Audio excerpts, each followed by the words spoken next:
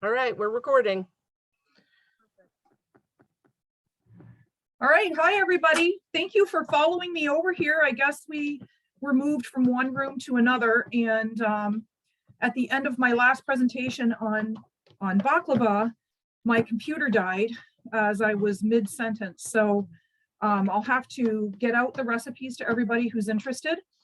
So one of the things I had talked about in that in the presentation on baklava was that there was a recipe that I had used many years ago called Goulash, because I could not find any recipes for baklava in period. And I felt that an Ottoman feast without it was just lacking, you know. How can you eat Turkish without having baklava? So I used Goulash, and Goulash is a recipe that's still made today, except nobody makes the pastry leaves. Everybody buys them, and they're dried. And I have some that I'm going to show you that I made yesterday. And I'm stirring up a batter right now. So these are my Goulash sheets that I made yesterday, very thin. And basically see-through, very light. This is a wheat starch batter, as opposed to yufka, which is a rolled dough. This is a batter, a crepe batter. And I have some already made up. The ratios of that recipe were a little bit confusing. And we talked through a couple different weight possibilities of exactly how it was made. But let's talk a little bit about the recipe itself. So Hans Derschwam also observes that there is a recipe, and I'm going to read it to you. Mix flour and egg whites, put a spoonful in a warm pan until it's like a wafer. Goulash, yes. Make as many as you want. Strew them with chopped almonds or nuts made with sugar, a finger thick with rose water and musk, and thereafter one is laid on the other and served. It should be a good and expensive food. Yes, pin the barony of Andlecraig so that you can see the image of that we're talking about. So Derschwam omits the syrup, but basically he gets Goulash correct. The recipe from Shirvani, which is a 15th century manuscript, is much more detailed than that. And there are actually 3 recipes. And a shout out goes to Ellen Perlman, also known as Urtatim, who's might be in the class today, I can't tell, who translated this from the modern Turkish into English. And it's been extremely helpful to have access to these sorts of things. I am going to also start this video so that you all can see me talking, which was kind of the main point of having 2 cameras here. So the recipe for Tava Goulash, or fried Goulash, this is a recipe that looks a lot like baklava. If you didn't know better, you might think it was baklava, as I did, but it is quite different in the sense that baklava is a rolled dough and this is a crepe or battered type of dough. In his recipe, he says the art of making it: take 1 gnocchi of very fine wheat starch and put in 5 egg whites, mix a little with water, thus make a dough. Let stand as long as the cooking time of a kebab, and afterwards blend in water so it has a pouring consistency. If it's viscous, the yufka will be too thick. The yufka should be as thin as paper. Masters know the consistency. Shirvani neglects the cooking instructions, but then goes on to say, fold in 2, starting at, and I believe that at fold, he's now talking about how to move the pastry sheet from the pan to the plate. Fold in 2, arrange on a tray and stack. Sprinkle with pounded sugar and almonds on them and pour on musk and rose water, flavored sugar syrup. Next, sprinkle again with pounded sugar and almonds and then eat. So I'm going to begin to make some yufka for you, or yufka made with this particular dough. And one of the things he talks about in the next recipe is making the dough or the pan non-stick. And this pan that I'm using here is notoriously bad for its non-stick capabilities. So what I'm doing here is I've taken an egg yolk, if you can see that, and I took these from the eggs that I was going to use for the egg whites, and I am wiping this into the pan to create a non-stick surface. And it is shockingly good at doing just that. So my pan, or the cloth I'm using, is damp, and I'm just rubbing this into the pan. And then I'm going to use about a quarter cup of batter. And you're going to use, if you've ever made crepes, you're going to use the technique where you pour the batter back off rather. So this was made yesterday, prepared yesterday, and has been sitting in my refrigerator. So we'll have to see how it behaves because it's cold.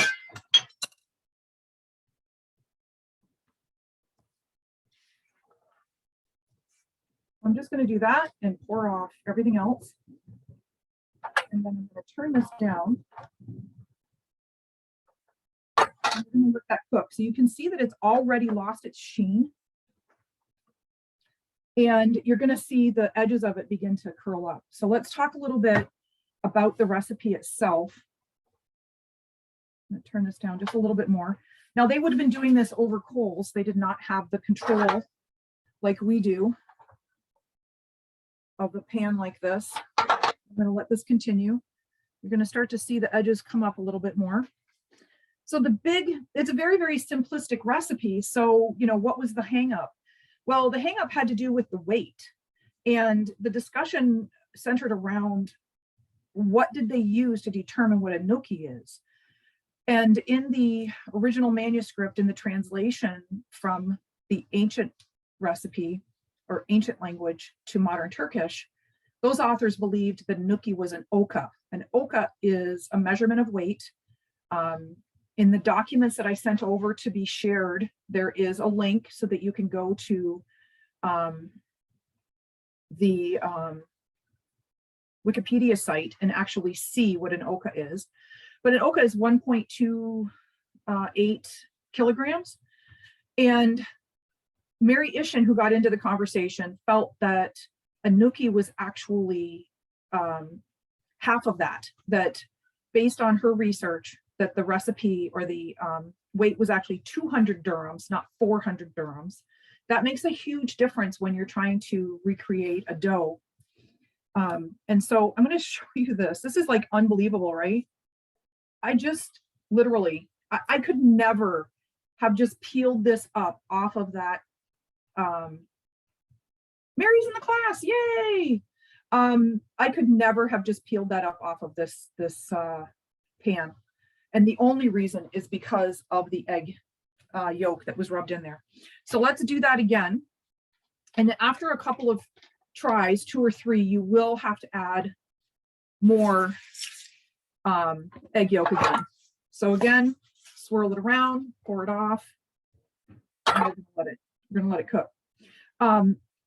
So after discussing this with her and with Urta team at length, settled on using 200 dirhams for the gnocchi. Of that, in my recipe that is available to you all in the document, I cut that in half because it created just way too much product, and it was such a waste.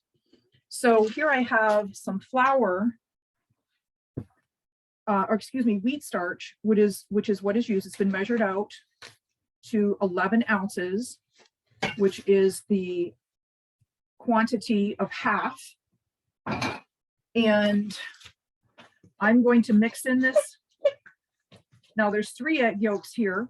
There was a discussion yesterday about the size of eggs and egg yolks and etc. And I just have routinely used large eggs and kept it consistent.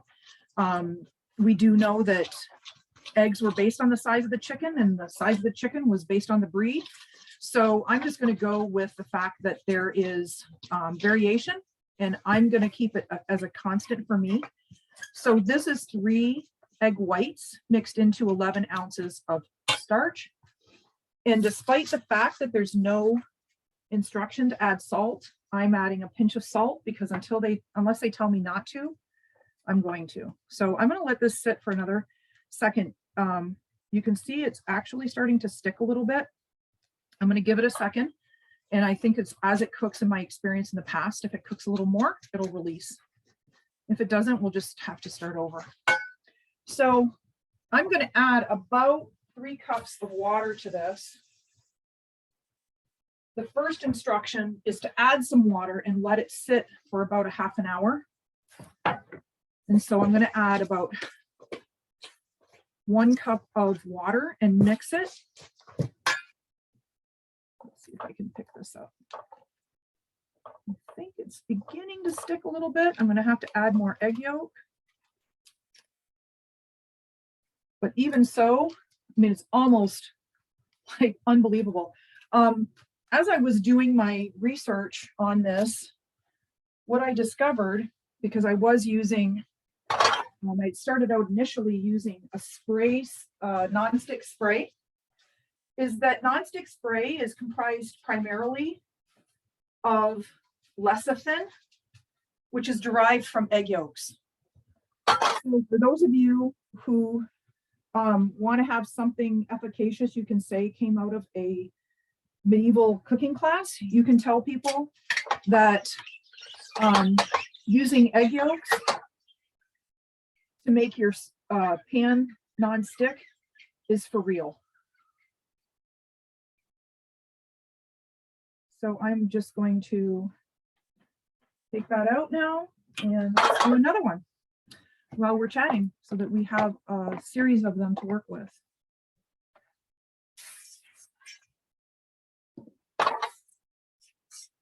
Pour it off and let it cook. And in the meanwhile, stir this back up again. It tells you to let it sit for the time it takes to cook kebab, which is a meatball. So I usually have left mine to sit for about a half an hour. And let it rest. It will frequently separate on you because starch has that tendency to do that. It's going to fall out of suspension. I'm going to set this aside. And this one's beginning to cook again. We can see at the top. So when it's not cooked, it's very, very wet and very doughy. So you don't want to take it out too soon. But I'm going to let that sit for a moment. In my document that I sent all of you, there's also a source for the modern recipe. And I see there's that nonstick. Yes, it is a bomb. And cooked egg yolk. Yes, it is cooked egg yolk that I'm using. I don't think you could quite pick up. Yeah, you can see how it's just kind of mashed here on the cloth. And there we go. There's another one. And I'm setting these aside. They will stick to each other. So be aware if you're layering them, you probably want to put either parchment paper or wax paper or something down. And there we go. Rather quickly, really, as you're trying to prepare them. And I did prepare a full size. The recipe is available with the folks at the West Coast Culinary Symposium. I've sent them all to them. It is the, yes, the yolk. How is the yolk cooked? What I did was I separated the eggs because I need egg whites for the batter. And then I took the egg yolks and I put them into a pan with water, and I brought them to a simmer, and I let them cook for about 5 to 6 minutes until they were not rock hard, but somewhat hard. Does that make sense? So this is sticking just a little bit. I may have to let it sit a little bit longer until it can solidify. So the basic batter recipe is 11 ounces of wheat starch, 3 eggs separated, 1 teaspoon of salt, and 3 to 5 cups of water. And that's because you're going to have to adjust for your starch. I don't know, the age of it. I don't know the temperature. I don't know what your conditions are like. And that could have an effect on it. The filling is extremely simple. It's nuts. It could be almonds or pistachios. Modernly, they use hazelnuts as well. They don't use walnuts because I think it leaves a brown color. It's not very pretty. So let's see if I can get this out of here. Oh no, it's failing. My non-stick trick. Oh, there we go. Still got it. And then I'm going to wipe this out. And I'm going to put another layer of egg yolk in here. And I promise you, I could not have even come close to getting my pan to release that batter. I mean, it just never would have happened. Set this down so I can get some leverage on here.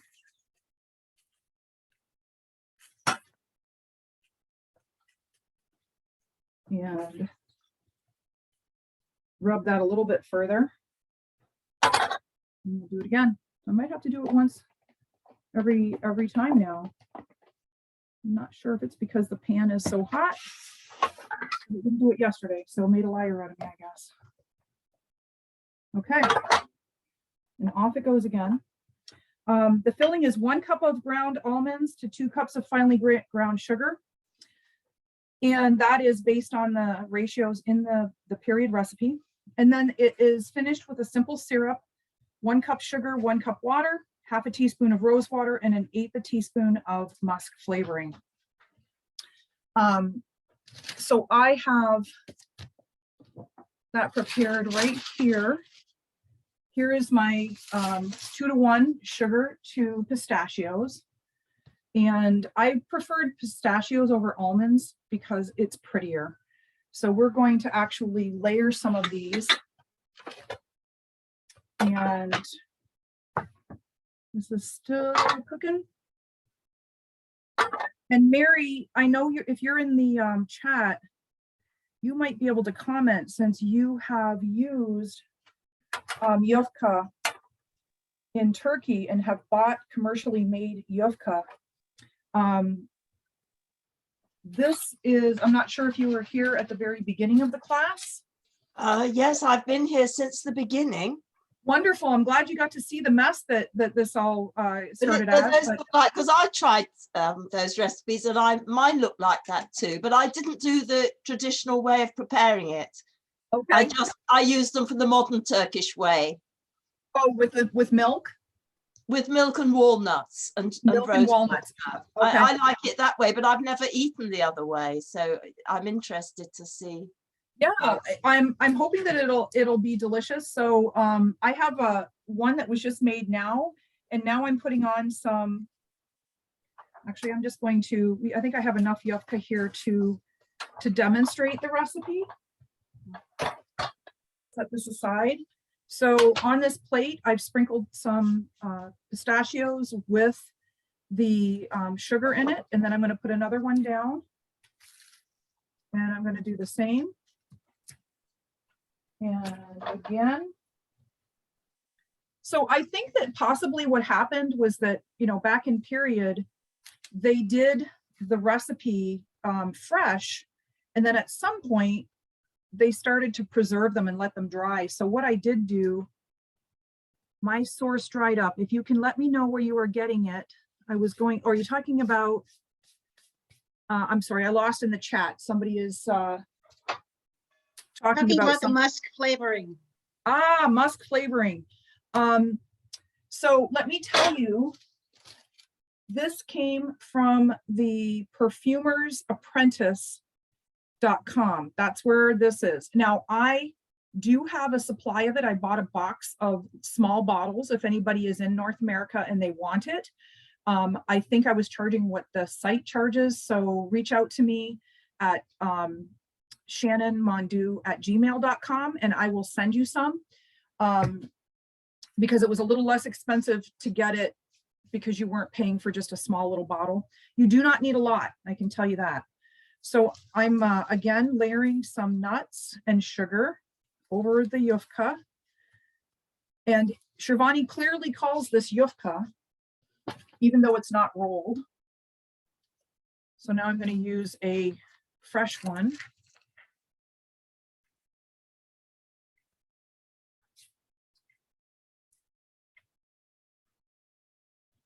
And another fresh one. Now there's no dairy in this, which is unusual for Ottoman recipes. Usually everything is dairy, milk, or butter. And then I'm going to take my syrup. Ooh, I just lost an elastic. And this is just, again, a simple syrup with rose water and musk. For those of you who were in the class previously, I showed you a little vial I had about this big with a microgram of musk in it, powdered musk. I mean, it was a microgram. It is extremely minute amount. And the cost for me to obtain was $37. I believe this container, as you can see, has nary an eighth of it gone. I think I paid 30 something for this. So this is going to last me an extremely long time. So I put about a half a teaspoon to a teaspoon of rose water and just about an eighth of a teaspoon of musk, even a little bit less. It just depends on what you want to, you know, how daring your people are. But really, it is quite fascinating. I can't explain the flavor to you until you actually try it. So I am pouring over the syrup, and I'm doing this gingerly because it's going to run along the plate. And I do have another plate of larger yufka that I prepared yesterday that has absorbed all of the syrup. And it looks very much like modern goulash. So what would happen is I would do this. I'm doing it very gingerly. You can see that the syrup is, you know, starting to hedge towards the edges of my plate. And I'm going to let this sit and I'm going to allow it to absorb all of the syrup. So let me grab. This is the goulash I prepared yesterday. I used almonds in this case. And what I'm going to do is actually garnish this with pistachios because it looks pretty. As long as I can get the container open. And let me tell you, it's just as hard to get it closed as it is to get it open. So I like to try to give some designs whenever I have anything like this, because otherwise it's just boring. And I have seen people do, like, say that you're going to cut it in a certain way.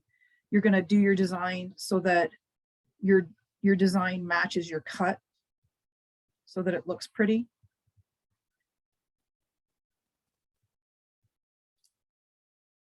And then in terms of cutting it, you could cut it in wedges which is kind of what I'm alluding to here with the way that I'm doing the nuts.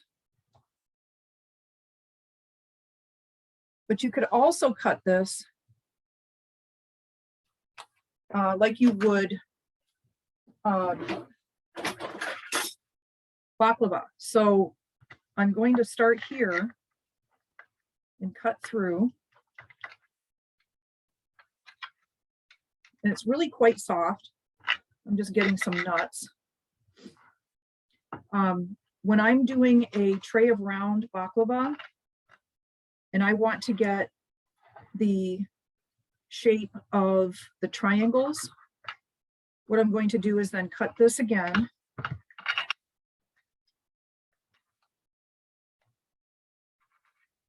And then I'm going to cut this way.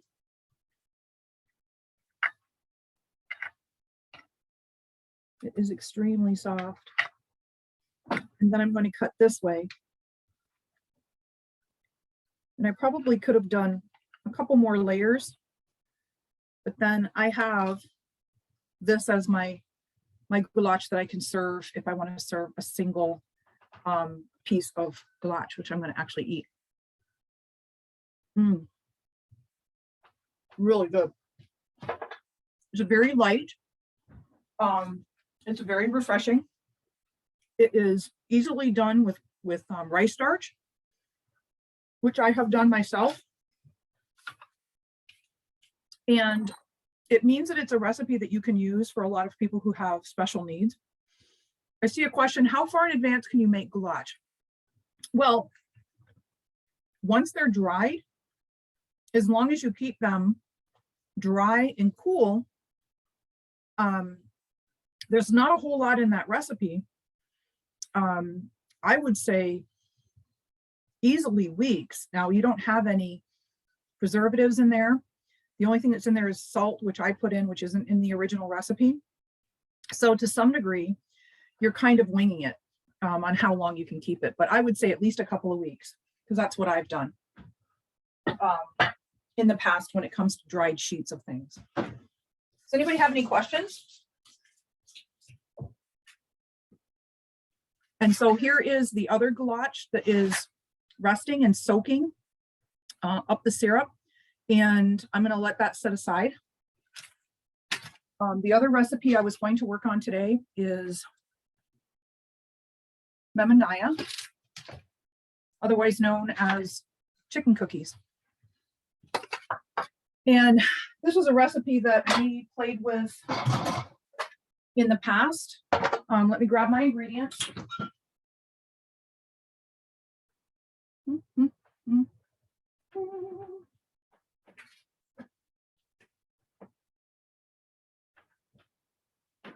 Oh. Yes, there's nothing like having a little confusion at the time of your recipe being started to set you off into a series of live recipe issues. So I'm going to start heating up this pan and melting some butter. Yesterday, Hanimevali taught a class on Blanc Mange, and that is what this recipe is, except it's the recipe that was the precursor to the European Blanc Mange. And this recipe is made with rice starch, again, giving a little bit of opportunity to cook for people who have special needs. It truly is a chicken cookie. So my friend thought, when I said I was going to make chicken cookies, that she sent me pictures of cookies that were made with cookie presses that were shaped like chickens. And I said, no, this really uses chicken in the recipe. And when I was in Turkey, I had the chance to have a recipe that was referred to yesterday, Tava Goulach, which is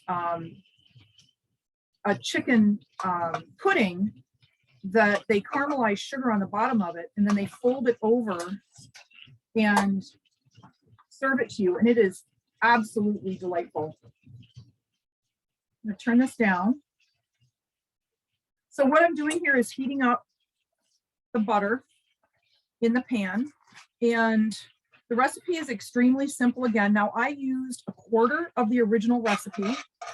The original recipe is again from Shirvani, and I have two different translations of it. I have one that I did from the French version by Stéphane Yerasimos, and the other is from Mary Ishin and Ellen Perlman, or Urta team. And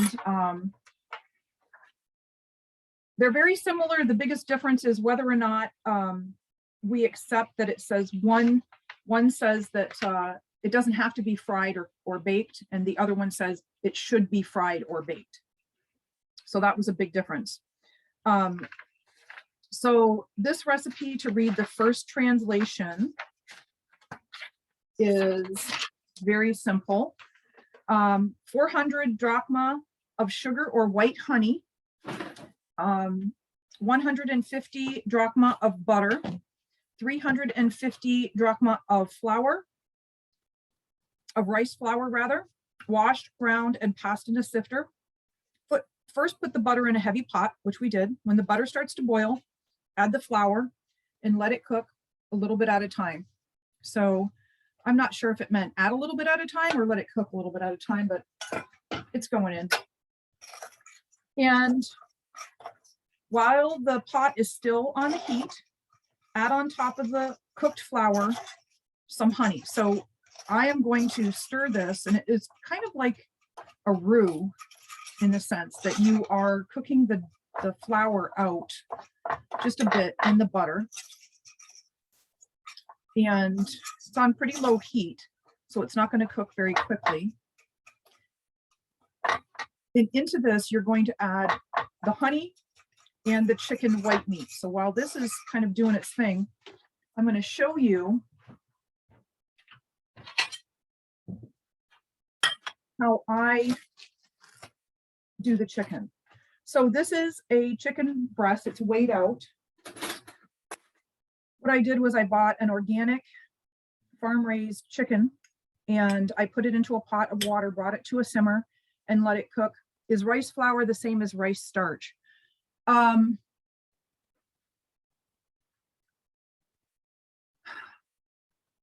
don't know that you can separate a grain of rice the way you can a grain of wheat. But the rice flour is, according to what I purchased, rice starch. So this is a bag of it. It literally says rice flour on the bag, and is not the same, because if I buy wheat flour, that's very different than wheat starch. So that is a good question. I don't know that I've really thought that it would be the same or different. I guess maybe I called it both. That's possible.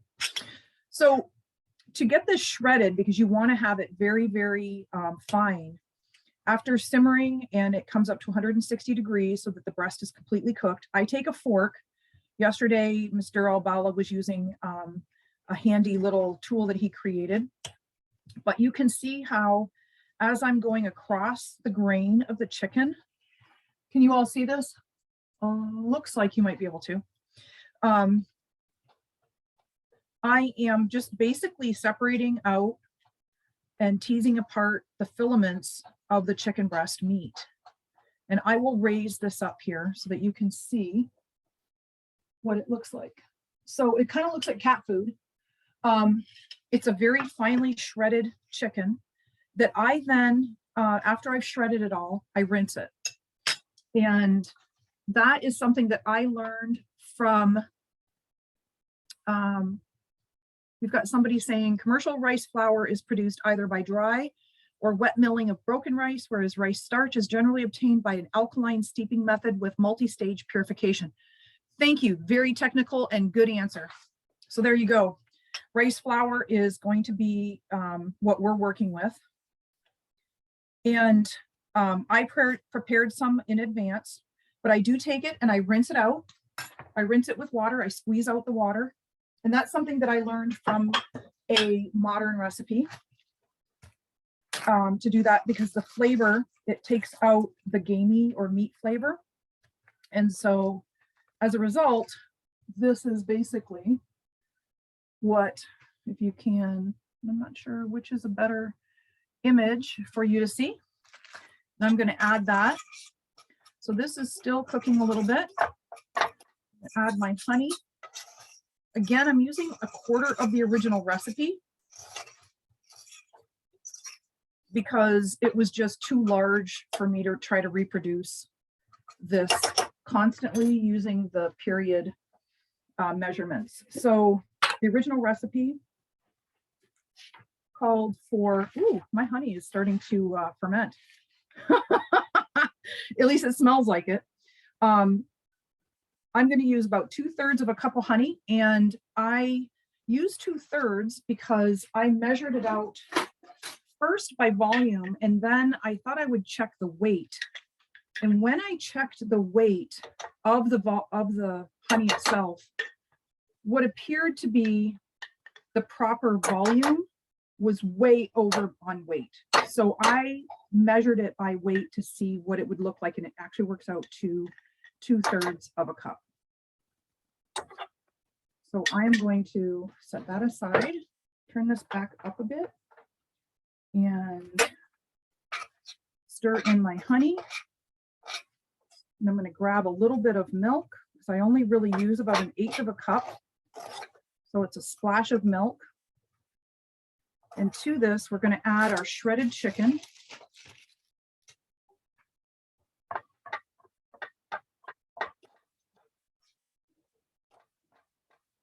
And I think the purpose of adding the butter or the flour to the butter is to cook it a little bit.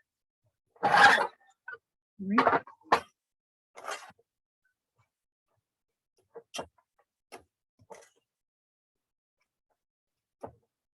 You know, your computer becomes a hazard zone when you're flinging medieval cookie batter around.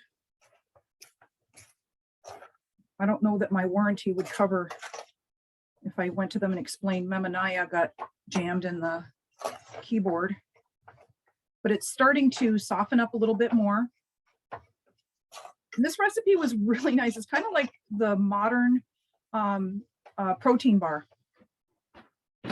Just a smidge of, in this case, I'm going to use some almond milk. You can use cow's milk. About 1/8 of a cup. And that's just enough to make it wet.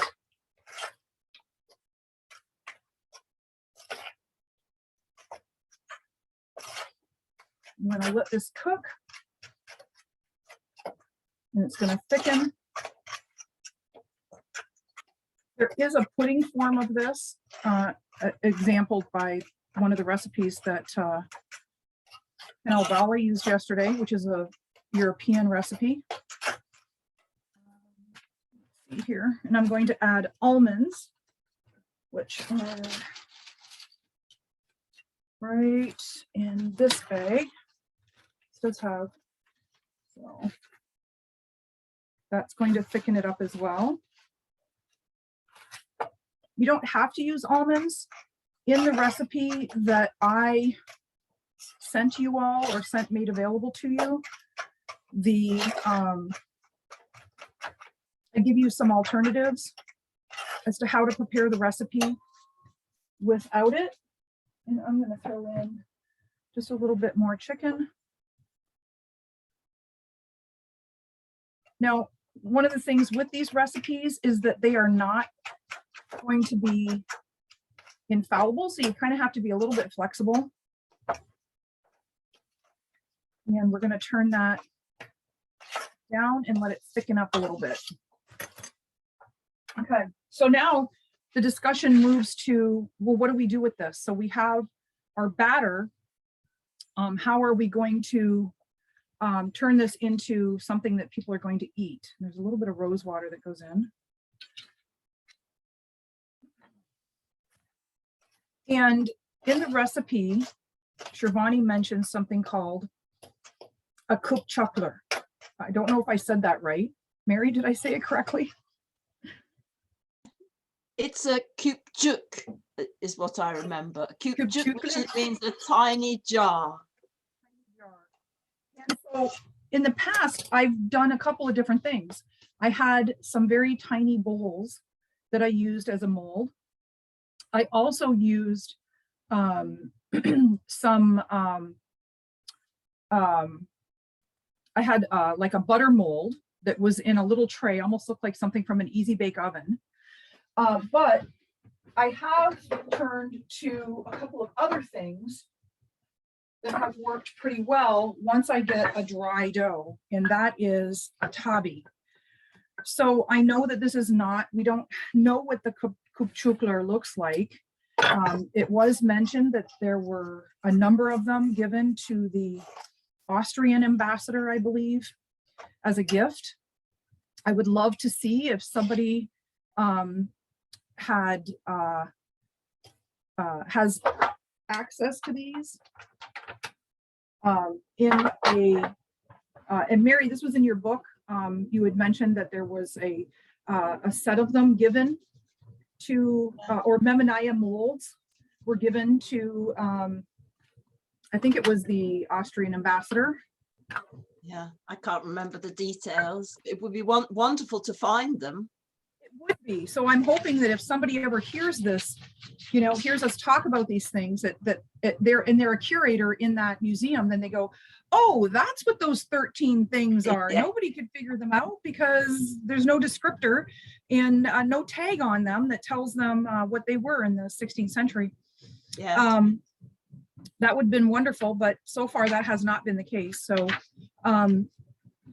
so I'm just kind of coming up with ideas on how to then take this item, you know, this batter, and actually make a cookie out of it. So, seeing that my batter is extremely wet, I am going to make a minor adjustment. I'm going to add a little bit of rice flour to thicken it up.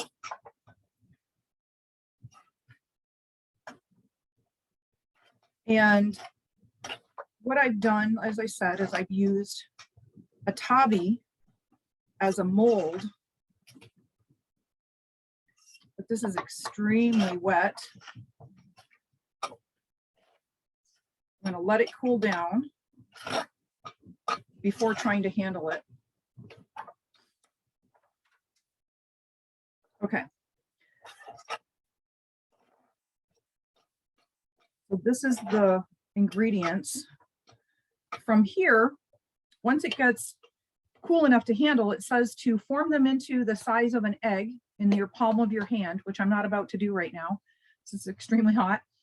Molten honey and flour and butter is not a good idea to stick in your hand. And then to put them into the Qiliclu so that you can shape them. And from there, the recipe talks about baking them or frying them. And I have done 3 methods. 1, I have baked them. 2, I have fried them. And 3, I have pressed them into the mold and popped them out and let them sit. They all taste delicious. We've got about 10 minutes, so we're on perfect timing here.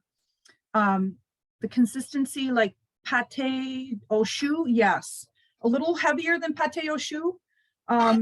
So you can see that it's holding together to some degree. It's quite hot, so you have to let it cool down before you can really handle it. And then you'll be able to work with it and form it into the balls and then press it into your mold, either pop it out or fry it in a pan. So what I have done too is just make the egg shape, let them shape themselves when they get into hot butter. And then you let them caramelize and you turn them over and caramelize the other side, and they really are quite delicious.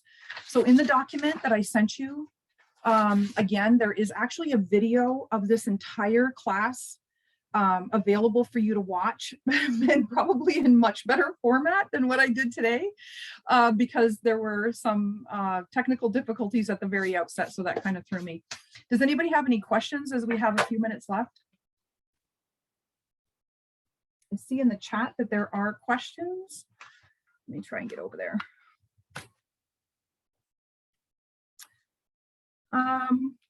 Nope, it looks like, yes, mahmoul molds. That's what somebody might call these. These are, the technical name of them is a tabby.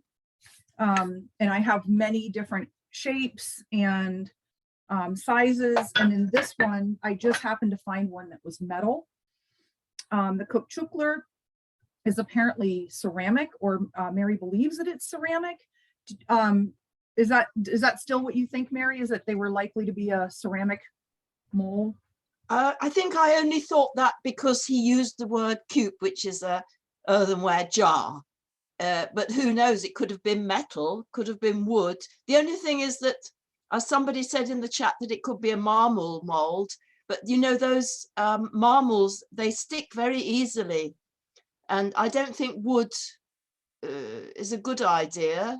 Well, I suppose if it was oiled, maybe. What I would do if I was trying to do get something not to stick is I might put rice flour in it. Yes. And so let's just see, since we have a couple of seconds here, I'm going to put some of this hot batter in here. Now, do I really want to dump this out on my hand? No. So what I'm going to do is just see if it will come out. No, hell no, not right now. It's still too hot. It was worth a shot. I think that if it was cooler and it was able to be handled, that it could be pressed in and taken out, because that's what I have done with them in the past. So, but otherwise, that's your class on Goulach and Memmuniye. Thanks, everybody.